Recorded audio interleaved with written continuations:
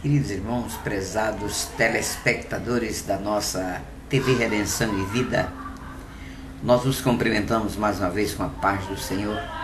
Depois de alguns dias de férias, estamos de volta para vos falar a respeito da mensagem do Evangelho de Cristo, que é o poder de Deus para a salvação de todo aquele que crê. Eu sou o pastor Edilson Costa, presidente das Assembleias de Deus, Redenção e Vida, sediada aqui em Natal, na capital do estado do Rio Grande do Norte.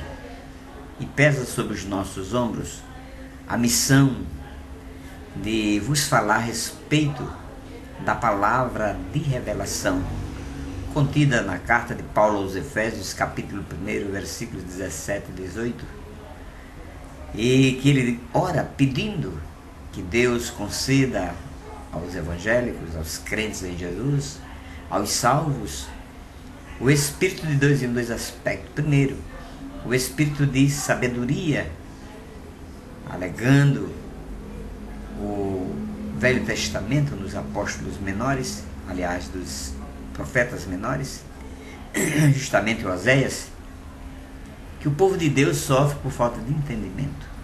E Paulo, na oração, pede a Deus que dê o espírito dele em dois aspectos, como já falei, o espírito de sabedoria e de revelação da palavra de Deus.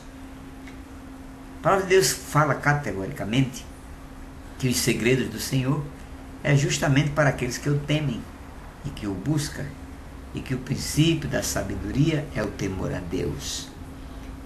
Nesta linha de raciocínio, nós entendemos que existem muitas coisas ainda para evangélicos, e não é só essa vida tão resumida que nós vivemos, muitas lutas, muitos embates, e o pior é que na hora da luta, poucos evangélicos sabem se saírem de uma maneira que não se irritem, não provoquem Deus, não abandone o evangelho ou a comunidade. Porque o crente, ele ainda não aprendeu na sua totalidade quem ele é em Cristo Jesus, o Senhor. Ele não sabe, por exemplo, que é a justiça de Deus em Cristo Jesus. Ele não sabe ainda que o processo do novo nascimento o deixa ligado ao corpo espiritual de Jesus. E prega muitas vezes, como lemos na própria Bíblia traduzida para o português, que demonstra uma ignorância muito grande, a falta da palavra revelada. Está escrito na Bíblia, o apóstolo Paulo dizendo: quem está em Cristo, nova criatura é. Eu ministrava a palavra de Deus para pastores de língua portuguesa na cidade de Jacksonville, lá na Flórida, nos Estados Unidos, e citei a parte deste versículo. Os pastores não tiveram dúvidas em complementar. Eu disse: quem está em Cristo, os colegas, formando um coro, disseram: é uma nova criatura é. As coisas velhas já passaram, eis que tudo se fez novo. O fato é que eu contesto esta passagem bíblica, porque, perceba bem, amado, a criatura jamais poderia ser incorporada ao corpo espiritual de Jesus. Pense nisso. A Bíblia diz, através do próprio apóstolo Paulo, admiro muito as epístolas do apóstolo Paulo, e a Bíblia diz que quem está em Cristo é uma nova criatura. Porém, Pedro diz que nós, no Espírito, gerados de novo, não de semente corruptível, mas da incorruptível pela palavra de Deus, que é viva, eficaz, penetrante, tal qual espada de dois gumes. Estou associando Pedro com a carta aos Hebreus. A palavra de Deus é viva, é ela que gera o nosso espírito afastado, morto dos delitos e pecados, o corpo e o espírito afastado de Deus por causa do pecado de Adão. A Bíblia diz: todos pecaram e destituídos estão, nem estava, nem estarão, mas é no presente o verbo. todos pecaram e destituídos estão da glória de Deus. E os que pecaram, que somos nós fisicamente, iremos continuar destituídos da glória de Deus até o final. Porque pesa na nossa carne, no nosso corpo, a condenação de Deus. A Bíblia diz: Deus condenou o pecado na carne. Então, é indefinitivo. A condenação de um Deus eterno torna-se condenação eterna. O corpo está sujeito agora à condenação dada pelo próprio Deus. O salário do pecado, diz Paulo, é a morte. A morte, com a morte, vamos ao sepultamento e vamos se misturar novamente com o pó de onde fomos tirados. Acabou esse corpo.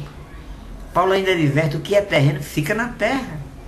Agora, o que é espírito volta para Deus que o deu, conforme Salomão. É muito bom se pararmos um pouco para pensarmos nestas coisas. São profundas, maravilhosas, porque vai além da letra morta da Bíblia Sagrada.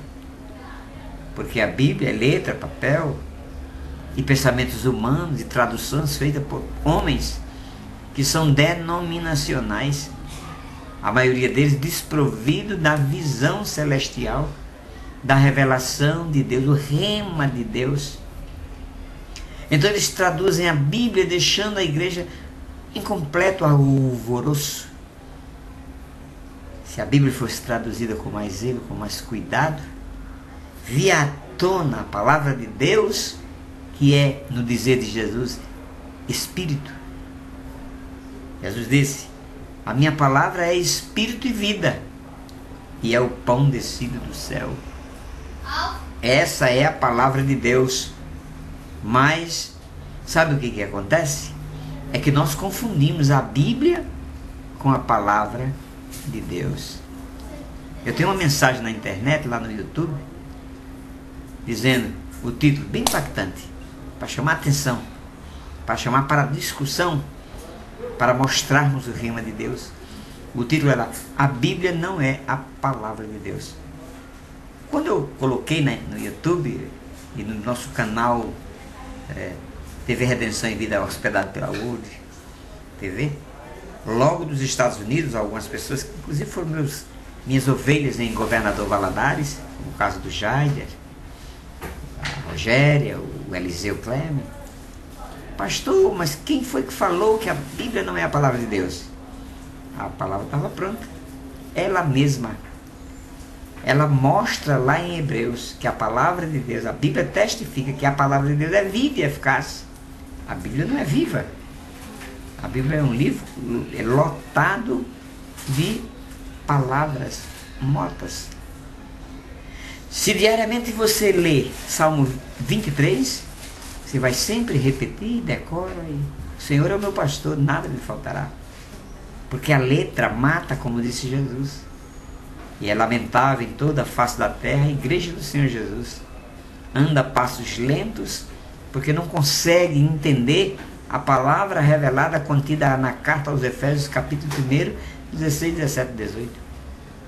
A palavra de Deus não se vê com os olhos carnais, porque ela é espírito. O espírito não se vê com os olhos carnais, mas está lá no versículo 18 do capítulo 1 da carta aos Efésios, que nós precisamos ter os olhos do entendimento, ou seja, os olhos da alma, iluminados pelo Espírito Santo, a fim de que possamos ver com os olhos da mente a verdadeira palavra, que é viva, eficaz, penetrante e que permanece para sempre. É em cima desse texto que eu prego a palavra de Deus, a salvação eterna e não condicional. Quem prega a salvação condicional está condicionando o poder de Deus, dizendo que Deus não sabe o que faz, salva uma pessoa e depois coloca o nome no livro da vida, compra com o sangue de Jesus, e em seguida qualquer erro do ser humano, que é o pecador e nunca vai deixar de ser, né? Então Deus corta ele do livro da vida. Não é verdade. É incoerência. É falta de palavra de Deus revelada. É preciso que todos nós, principalmente os pentecostais, que eu sou da linha pentecostal, sou pastor da Assembleia de Deus, Redenção e Vida, Ministério Internacional, com a sede aqui em Natal. É preciso que os pentecostais comecem agora a analisar a palavra de Deus, né, que é espírito, que não se vê com os olhos carnais. Você poderia me perguntar, pastor, como começa? Começa lendo a Bíblia. E vai haver uma transição. Você vai lendo a Bíblia, orando, conforme Paulo aos Efésios, capítulo 1, versículo 16, 17, 18, ora a Deus, como Paulo orou. E Deus vai te mostrar na tela da tua mente a verdadeira palavra de Deus. É o fim da teologia. Quem conhece a palavra de Deus revelada, terminou, não tem outra busca. A palavra de Deus revelada é aquela que você está lendo a Bíblia, orando, e de repente Deus te mostra de uma forma diferente o que aquelas letras estão dizendo. Por trás das letras há o poder de Deus, que é a palavra, o rema de Deus. Eu gostaria que hoje você pudesse parar, me ouvir, porque é um dever seu que é salvo, ouvir tudo, reter só o que acha que é bom, ou o que o Deus te disser que é bom. Eu não quero aqui imprimir ideias ou a forma de crer, porque cada um tem a sua fé e cada um crê da forma que lhe é possível. Cheguei nos Estados Unidos e fui mostrar aos pastores na ministração, na igreja lá em Jacksonville, Assembleia de Deus, dirigida pelo meu colega pastor Marcos Aurélio, e ele me fez um pedido: não deixe o povo perguntar, para não causar polêmica. Eu falei, se eu não vou deixar que os meus ouvintes perguntem, como eu farei, pastor? A análise, como é que eles estão recebendo, e as dúvidas depois, quem vai responder? E ele accedeu, e eu fiz o lançamento, fiz várias perguntas, deixei perguntarem, e foi tão interessante quando eu digo, complemente um texto bíblico para mim. Se tiveres fé do tamanho de um grão de mostarda, direis a este monte, lança-te ao mar. E se disseres assim, crendo, sem duvidar, acontece o milagre. Está lá na Bíblia. Quando eu perguntei aos amados, complementa aí, a fé remove? Aí todos uníssonos disseram, montanha. Eu falei, eu tenho certeza que o texto que está na vossa mente agora não fala isto. É aquele que diz, se tiveres fé do tamanho de um grão de mostarda, vírgula, direis a este monte, lança-te. Não é a fé que remove montanha. A fé não tem poder para remover nem um grão de areia, quanto mais uma montanha. Se você ler novamente o texto, você vai analisar o seguinte: fé é um substantivo. Gramaticalmente falando, substantivo é a palavra que serve para dar nome aos seres. Não tem ação. O substantivo não tem ação própria. Portanto, cai por terra a ideia ou a interpretação de que quem tem fé lança a montanha lá dentro do mar. Mas presta atenção, o texto. Se tiveres fé do tamanho de um grão de mostarda, vírgula, direis, na categoria gramatical, direis é verbo. Verbo é a palavra que exprime a ação, movimento. Aí o negócio muda. Não tem nenhuma Bíblia, por mais má traduzida que algumas sejam, não tem nenhuma dizendo, quem tem fé vê a glória de Deus. Mas tem quem crê. Se creres, verás a glória de Deus. Portanto, vamos mudar a nossa forma de raciocinar, meditando na palavra de Deus revelada, o rema de Deus. Existe o Logos, que é a palavra de Deus no geral, e o rema é a palavra de Deus em particular. É quando você ora, pede a Deus, Ele vai mostrar você na tela da mente e você já compreende tudo. Fui aos Estados Unidos, com tudo pago pela igreja lá em Mandarin, né? Mandarin, em Jacksonville, na Flórida. Sabe por que eu fui?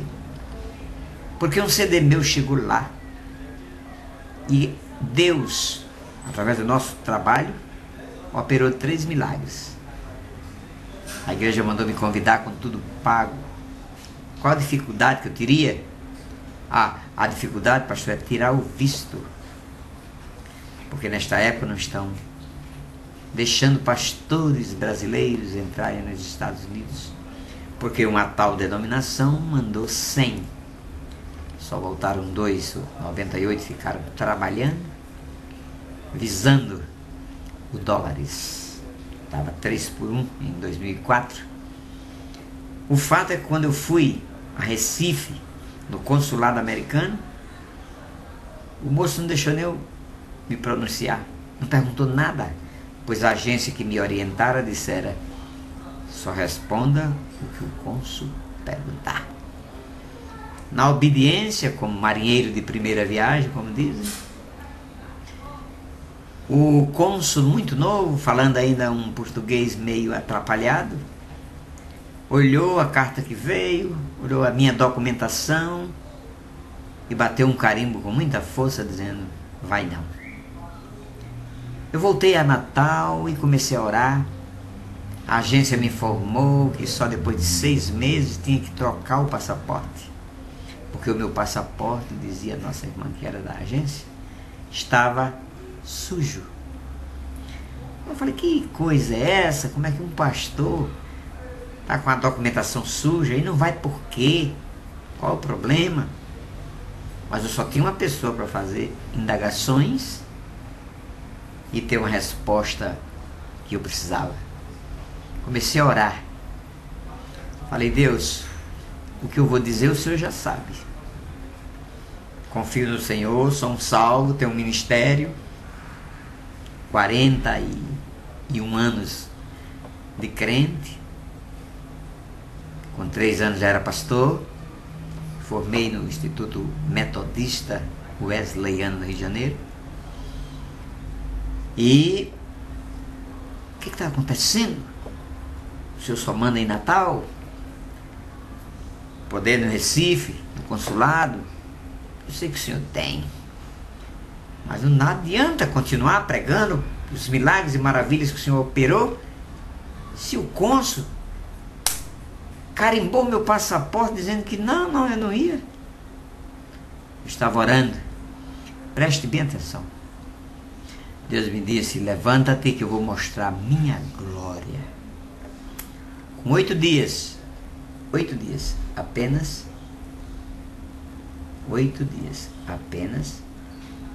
eu estava em frente ao mesmo consulado, o mesmo cônsul que me atendia. Ele dizia: de novo? Eu falei: de novo? O senhor esteve aqui tem 8 dias. Ele, pela cabine, passou o processo para um outro colega que já estava rindo com as minhas respostas. E abriu o computador e disse: o senhor esteve aqui tem 8 dias? Sabe por que não foi aprovado? Eu falei: cônsul, não tenho muito interesse em saber o passado, não. Eu gostaria de saber daqui por diante por que eu não entro lá nos Estados Unidos. Ele disse: porque a carta foi muito extravagante.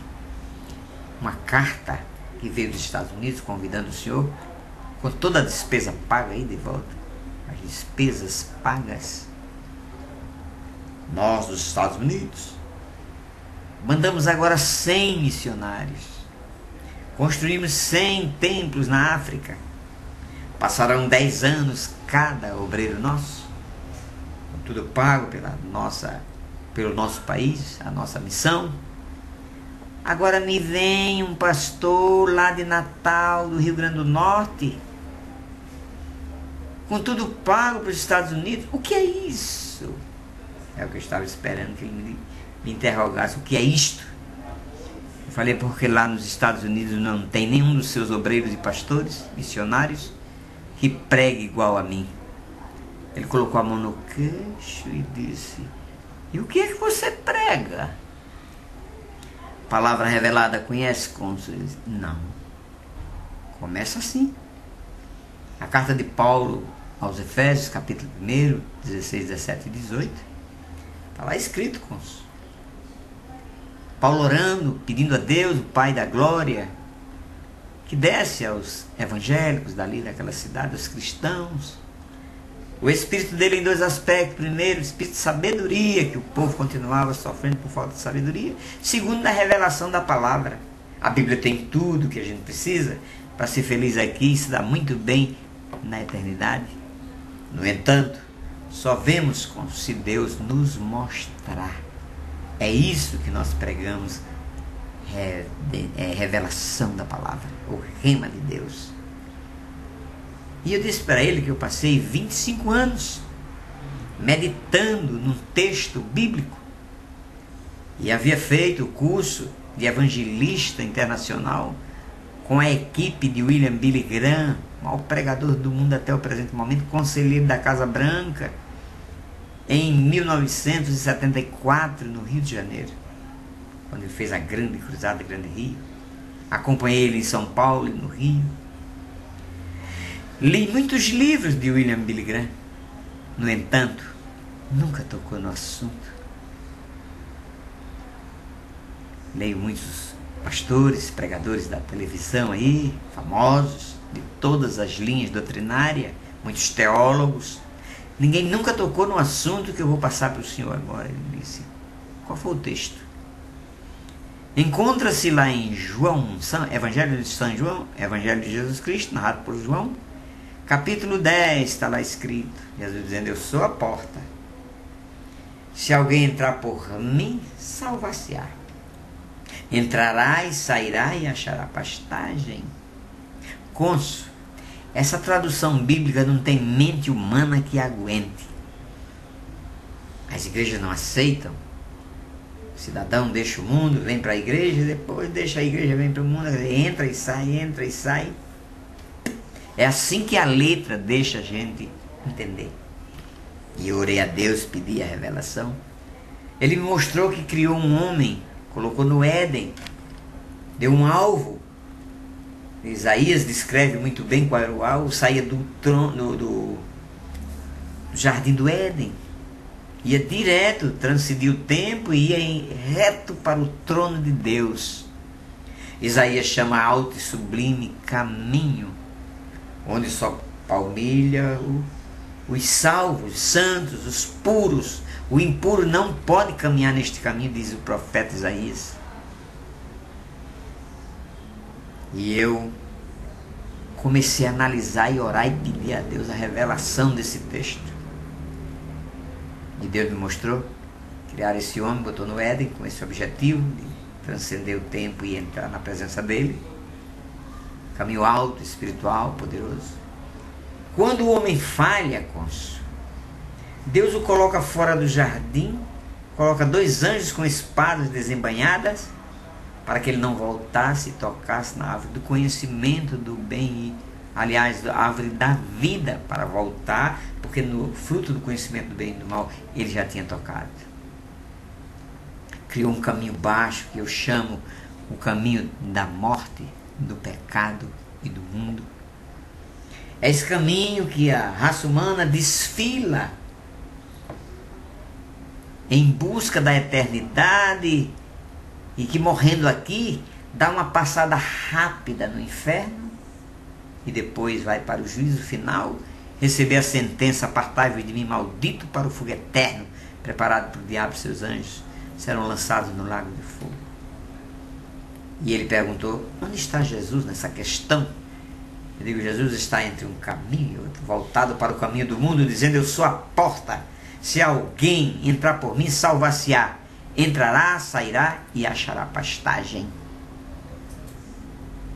Os pecadores que entram pela porta chamada Jesus, entra, vive no Espírito o novo nascimento e sai espiritualmente para palmilhar o alto e sublime caminho do qual trata Isaías.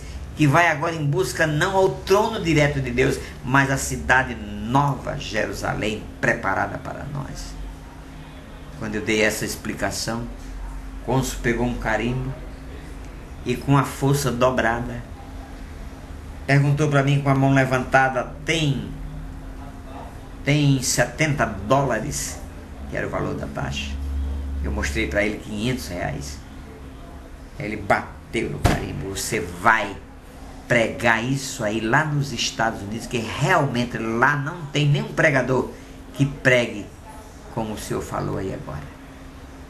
Foi alegria no consulado, os funcionários me deram parabéns, passaporte. Quando eu cheguei nos Estados Unidos, tive uma grande surpresa, que o passaporte que tinha na minha mão. Pastor Eliseu Gomes, grande homem de Deus, que trabalhou por muito tempo na Canérica. Eu indo de Jacksonville, estava em Jacksonville depois da ministração para os pastores. Foi feito o schedule, como chamam a programação. Preguei em vários lugares, conheci 13 dos 50 estados dos Estados Unidos, da América.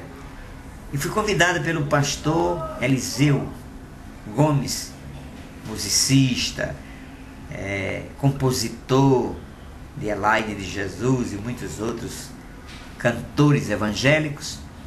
E ele soube que eu estava na Flórida e mandou me convidar para pregar na igreja dele 3 noites. Eu passei 6. Deus foi glorificado ali na cidade, na Canérica, na cidade de Danbury. Foi muito maravilhoso. Em vindo, passei na Atlanta, fui para Jacksonville, depois atendi ao pastor Silvério na cidade de Boca Raton. Fui a Fort Myers, a convite também. Foi uma estada de curto tempo, 55 dias, porque eu estava de perícia. Mas quando eu voltei, Deus foi glorificado, porque eu fui aposentado para a glória do meu Jesus. Vitória, vitória, vitória. Por isso, você que está me ouvindo, procure ler Efésios, a carta de Paulo aos Efésios, capítulo 1, 16, 17 e 18. Analise, meu irmão. Tem coisas maiores para serem descobertas pelo povo de Deus. Daqui a 5 anos, todo o Brasil, todos os evangélicos, todas as igrejas estão de posse dessa palavra revelada, que é o fim da teologia bíblica. Portanto, não se escandalize em ter dito alguns textos que na Bíblia não são coerentes. Não. Quando diz quem está em Cristo é uma nova criatura, não é verdade. O corpo de Cristo não absorve coisas criadas, porque diz Paulo que as coisas criadas gemem aguardando a libertação do Filho de Deus. Esse corpo terreno fica na terra, diz o apóstolo Paulo, o que é terreno fica na terra. Agora o que é do céu, que é o nosso espírito, vai para Deus. Fomos aprovados, porque nós levamos a vida eterna conosco, que é Jesus Cristo, o Senhor. Eu volto com outra mensagem explicativa, fruto dos estudos que faço, orando ao Espírito de Deus, para que me encaminhe pelo caminho da pregação da palavra revelada, o rema de Deus. Deus abençoe. Eu sou o pastor Edilson Costa, este amigo de vocês, e sempre estarei, passei agora um tempo de férias, mas trabalhando na igreja do Senhor, no Planalto aqui em Natal, onde pastoreio a igreja do Senhor. Deus abençoe e até nova oportunidade. Amém.